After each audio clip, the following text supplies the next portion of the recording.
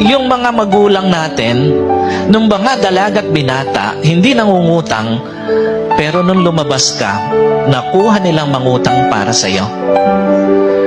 Alam niyo po, wala namang magulang wala namang tao na gagawin na lunukin ang kanilang pride para sa'yo, maliban sa magulang mo.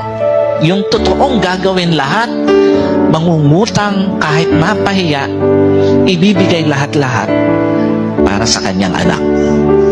They were the only person who are more than willing to be in debt for you. Sila yung gagawin kahit mapahiya para sa anak.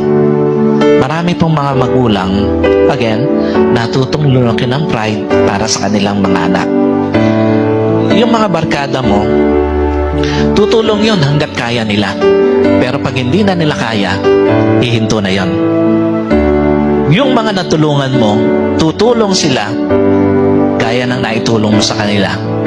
Pero pag kalagpas na ron, hihinto na rin. Alam niyo po, yung mga magulang, sila yung klase ng tao sa buhay mo na habang tinutulungan ka, hindi ipaparamdam sa'yo na kawawa ka. Sila rin yung klase ng tao na habang tinutulungan ka, hindi ipaparamdam sa'yo na pabigat.